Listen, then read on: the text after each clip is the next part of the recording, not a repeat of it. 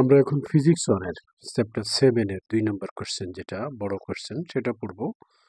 এই কোশ্চেনটাতে বলা হচ্ছে যে পড়ন্ত বস্তুর ক্ষেত্রে যে পরিমাণ স্থিতিশক্তি হারাবে সেই পরিমাণ গতিশক্তি অর্জন করবে। তো এটা আমাদের সাজেশনের কোশ্চেন। সাজেশনে আমাদের একটা কোশ্চেন দেওয়া আছে। এটা হলো ফিজিক্সের সাজেশন এবং এখানে 9 নম্বর কোশ্চেন। আমরা কিন্তু 8 নম্বর কোশ্চেন পর্যন্ত পড়িয়ে ফেলছি। 9 নম্বর কোশ্চেন হলো শক্তির নিত্যতার সূত্র। শক্তির নিত্যতার সূত্র হতে লিখতে হবে পড়ন্ত বস্তুর ক্ষেত্রে দেখাও যে স্থিতিশক্তি সমান গতিশক্তি। ঠিক একই কোশ্চেন। এটা আরেকটা কোশ্চেন এভাবে লেখা যায় যে স্থিতিশক্তি সমান গতিশক্তি। তো এই প্রশ্নটা প্রমাণের নিচে যেহেতু অন্য আরেকটি ম্যাথ করা আছে, ম্যাথ 1-এর, এটাকে আমি সাজেশন দিয়ে ঢেকে রাখছি। তো এখন আমরা যেটা করব, এই স্থিতিশক্তি সমান গতিশক্তি এই প্রশ্নটার সমাধান করব। আমরা দেখছি এখানে একটি বস্তু আছে যেটা এম ভর বিশিষ্ট। এই বস্তুকে আমরা এইচ উচ্চতায়, এই এম ভর বিশিষ্ট এই বস্তুকে এইচ উচ্চতায় আমরা ভূমি থেকে এ বিন্দু পর্যন্ত উঠাইলাম। এই যে এইচ উচ্চতা, এইচ উচ্চতায় আমরা এম ভরের একটি বস্তুকে ভূমি থেকে এইচ উচ্চতায় এ বিন্দুতে উঠানো হলো।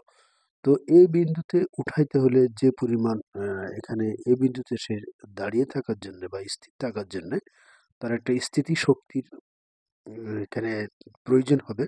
সেই স্থিতি শক্তির পরিমাণটা কত? স্থিতি শক্তি যেটা, সেটা হবে কি বল ইন্টু উচ্চতা। এখানে উঠাইতে যে বল প্রয়োজন হয়েছে এবং এইখানে যে উচ্চতাটা আছে সেই উচ্চতা, এখানে বলকে আমরা এফ বললাম এবং এখানে যে উচ্চতা সেটাকে আমরা এইচ বললাম। তাহলে আমরা জানি এবার F is equal to M G. এটা আমরা আগে থেকে প্রমাণ করেছি, এম জি এইচ। তাহলে এইখানে উঠাইতে বা এই এ বিন্দুতে বস্তুর স্থিতিশক্তির পরিমাণ হলো এম জি এইচ। এখন যদি এ বিন্দু থেকে বস্তুটিকে আমরা এই যে এই বিন্দু পর্যন্ত বি বিন্দুতে,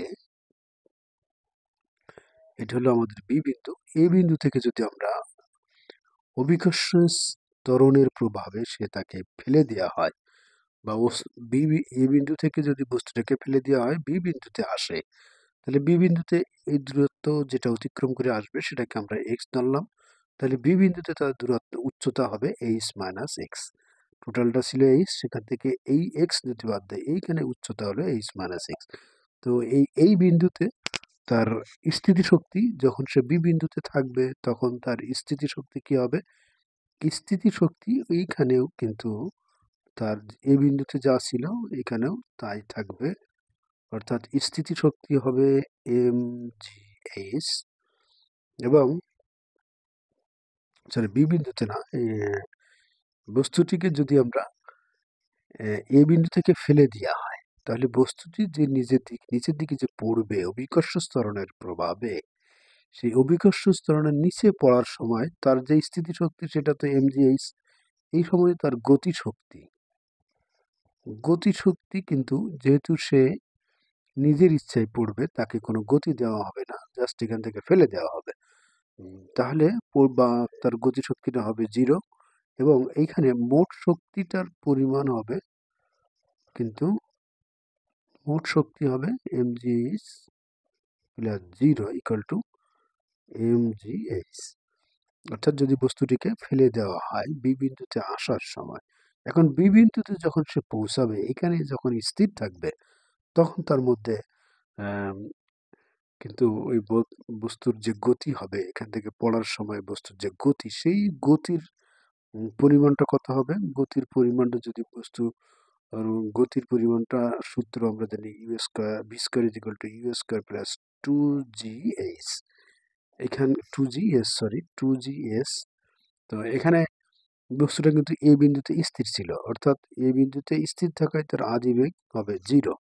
তো আদিবেগ যদি 0 হয় এবং এস সমান আমরা জানি এখানে যে দূরত্বটা অতিক্রম করছে সেটা এক্স, তাহলে লিখবো কি আমরা V square is equal to U square যেহেতু 0 প্লাস 2g, এখানে এস সমান আমরা এক্স লিখব, অর্থাৎ V square is equal two 2gx। এটা আমরা ভি স্কয়ারের মান পাইলাম।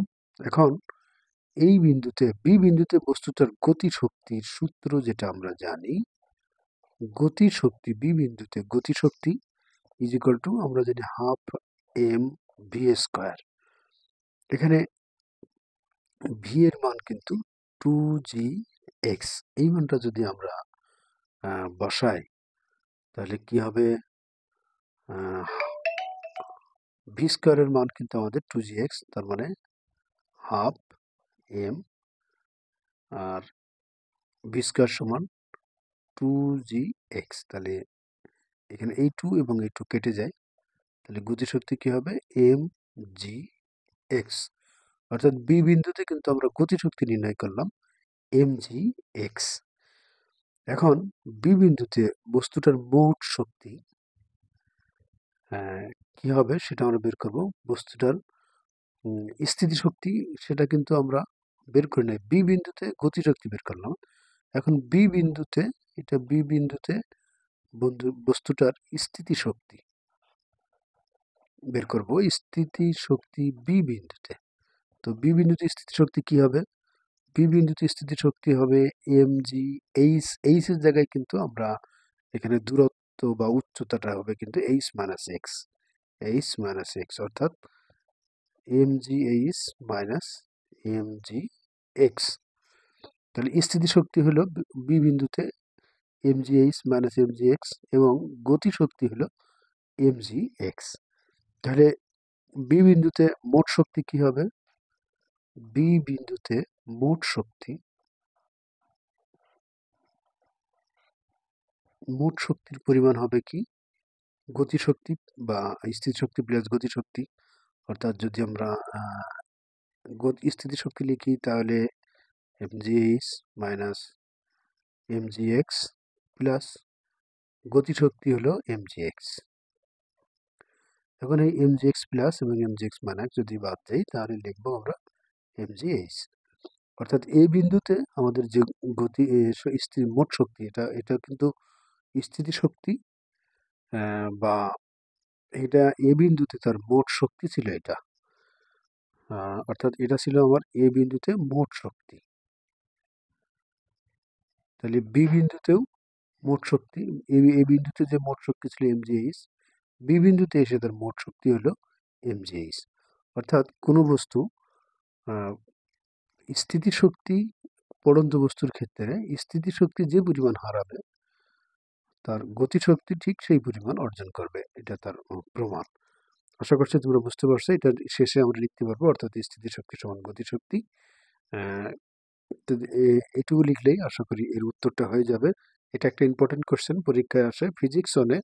আশা করি যারা ফিজিক্স অন পড়ে বা ফিজিক্স অন যাদের আছে তাদের জন্য এটা উপকার হবে। এবং যারা অন্য কোনো সাবজেক্টে ম্যাথ বা ফিজিক্স বা বেসিক ইলেকট্রিসিটি বা অন্য কোনো সাবজেক্টে যদি প্রবলেম হয়, এরকম আমাকে যদি কেউ কমেন্ট করে পোস্টে এসে, ইনশাল্লাহ আমি তার ভিডিও এভাবে উত্তর দিয়ে দেব। তো সবাইকে ধন্যবাদ জানিয়ে শেষ করছি। আল্লাহ হাফেজ।